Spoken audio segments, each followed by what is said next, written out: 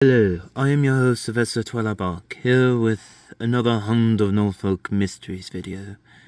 Now, in my previous videos, I theorized that this man, Jacob Hopkins, was secretly related to Philip Ridderbane, aka Emperor Bellows. Now, I have some other theories on what Jacob is really up to and how Bellows plays into all of this.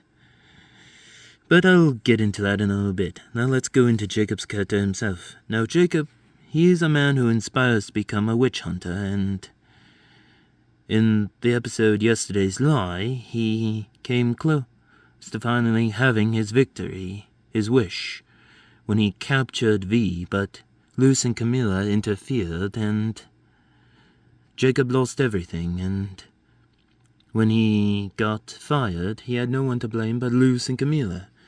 I mean, he thought to himself he could have been a success, a millionaire, a billionaire. Heck, he could have even been on a lunchbox like Scooby-Doo, like whatever their version of Scooby-Doo or the Dukes of Hazzard was.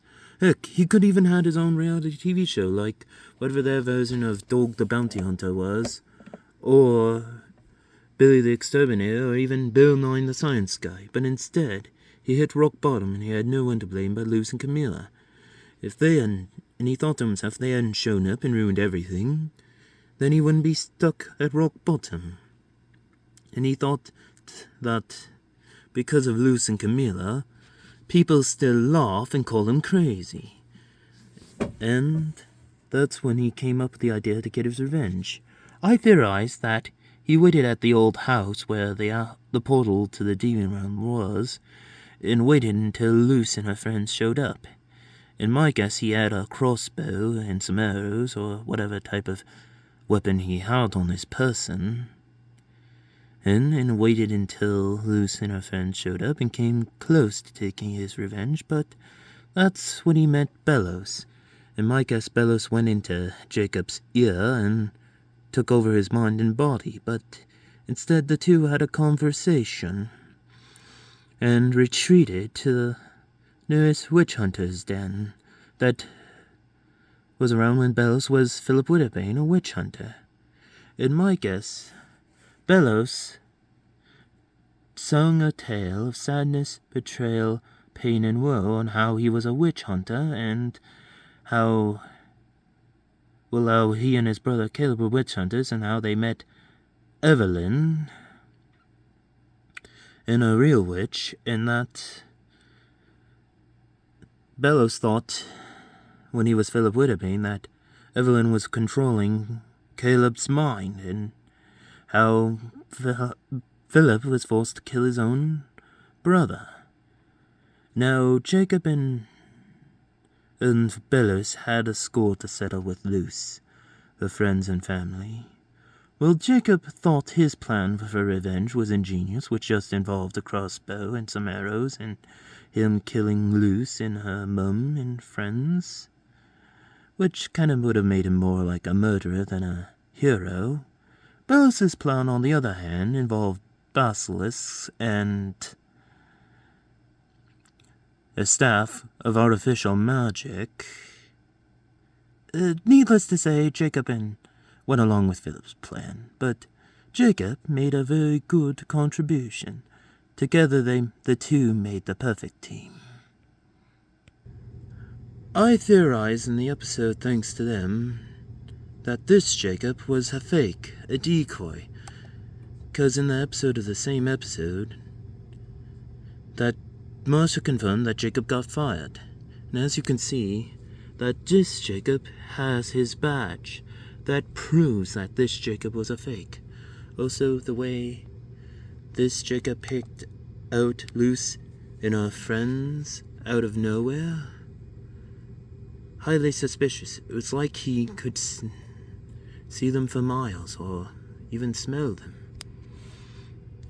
Which means, I think, also, Jacob wasn't wearing his armor, because in Yesterday's Lie, he was bragging to Camilla that Jacob had the special armor that protected him from magic, which proves that this Jacob has to have been a fake. That's why, and that the one the police arrested was a fake. I think that the real Jacob, that Jacob Hopkins, might have been a basilisk disguised as Jacob.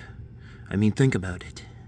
In one of my previous videos, I theorized on what the true purpose of what the basilisks were for, and I think they might have been bloodhounds used by the witch hunters to hunt witches that were disguised as humans to track down, and that, I think that's why this Jacob picked out Luce and her friends without ease, because this one could smell them a mile away. And while the police detained the fake Jacob, the real Jacob and Bellows headed Luce and her friends off to the portal. So that way, Jacob could get ready. And go through the portal when everyone was distracted by Hunter. Also the way by Luce and her friends. I mean, think about it. Jacob wants to go down in history as a witch, the world's greatest witch hunter and hero. My guess he's gonna turn it into a spectacle. Kinda like what Syndrome did in The Incredibles. Also, the way he possessed Hunter had his back turned, it looked like he was talking to something or someone. And I think that someone was Jacob. And again, Jacob wants to be a hero, witch hunter, and prove witches and demons are dangerous. And again, he's gonna do it by turning into a spectacle. I mean, think about it. It's gonna be like the Godzilla, Monster Hunter, and the Avengers movies. I mean, think about it. It's gonna be just like the movies. The monster will emerge dramatically, do some damage. Thrones are screaming people everywhere. And when all hope is lost, Jacob will save the day. And Jacob, once the basilisk Jacob put there is slain, he'll go down in history as Gracefield's greatest hero. And my guess, he's also gonna take his revenge on Luce and her friends. I mean, all the way past, and Jacob will have Hunter to thank for that, because while everyone was distracted by Hunter, Jacob snuck through the portal after Bellows and went to the demon realm, where he'll get the staff of Artificial, Bellows' staff, and magic, which will be enough to help him fight the basilisk and prove to everyone he was right. And then he's gonna take his success, sorry, I can't say success for some reason, and shove it down those jerks, around the people, those jerks as he calls them, down their throat. And I think having V stand behind was a bad idea, because then it just makes it easier for him to frame Luce and Camilla for the crimes. Because think about it, with V standing behind and everyone seeing a massive dead reptilian lizard in the middle of a city, they'll automatically try to find the first person they can blame. In my guess, Jacob will pin the whole blame on Luce and her mum, Camilla.